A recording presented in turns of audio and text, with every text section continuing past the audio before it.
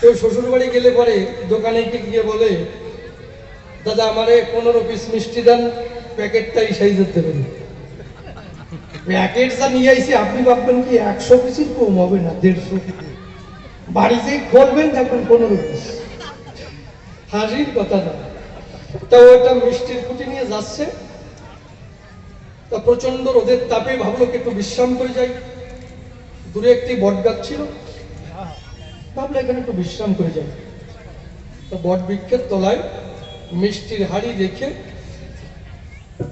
যেই রাখিছে আর বট গাছের শীতল হাওয়ায় ওনার ঘুম এসে গেছে।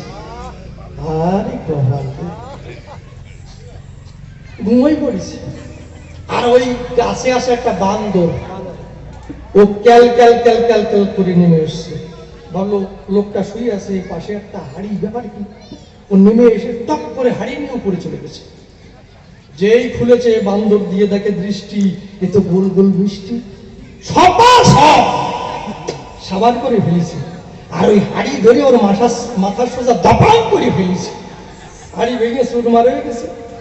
লোকটা শিহরে উঠেছে, ব্যাপার কি? আমার এই মিষ্টির দশা কে সারলো?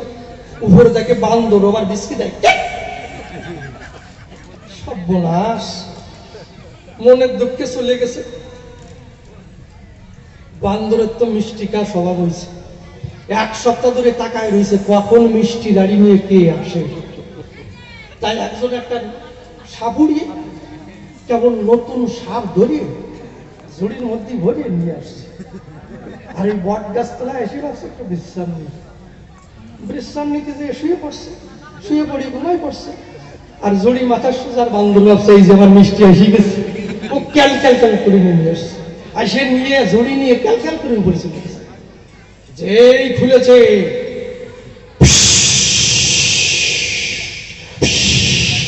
বান্দর দিয়ে দেখে দৃষ্টি, এ তো ভনা ধরা মিষ্টি। বান্দরের বুদ্ধি আছে, খপ করে মাথা ধরে বসছে। আর ওই যে সাপ ওই বান্দরের হাতে ভালো করে পেঁয়াজ দিয়েছে, ভালো করে পেঁয়াজ দিয়ে কষণ দিয়েছে। আর বান্দরের তো সরু হাত, মরমর করে উঠছে। বান্দর দেখছে শালা মসজিদ, তাড়াতাড়ি মাথা ধরিয়ে যেই কষণ দিয়েছে ও গাছের সাথে ঘষণ দিচ্ছে। যেই ঘষণ দেয় কষণের তো ছাড়িয়ে দেয়, আবার যেই কষণ দেয় ও গাছের সাথে ঘষণ দেয়। বসতে বসতে মাথার সাথে উঠে গেছে, আর নাই। তপাস করে সাপ ফেলিছে ওই লোকটার মাথার সোজা, চড়াপ করে উঠে পড়েছে। ব্যাপার কি?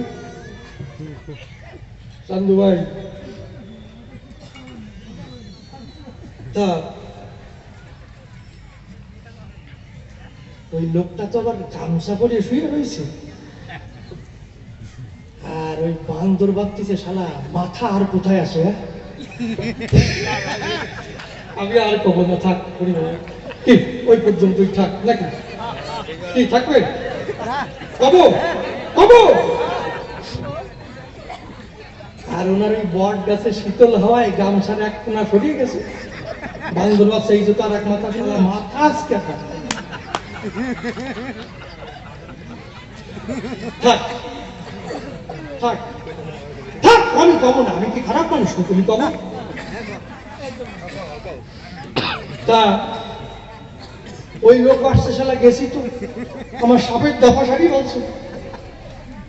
লোকটা চলে গেছে, বান্দরের গসা অভ্যেস হয়ে গেছে। জঙ্গলের মধ্যে দিয়ে ঘুরিয়ে বেড়াচ্ছে, কোথায় গসার জায়গা পাই।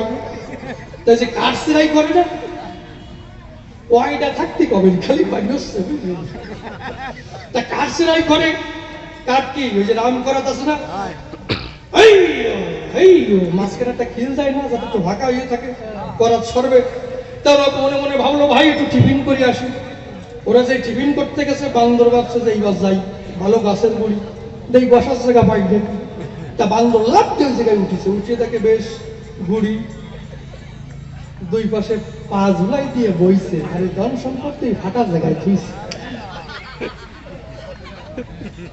আর দেখে যে খিল, এই তো ভালো বসার জিনিস পাইছি। ওই খিল ধরে খিল উঠে গেছে, একেবারে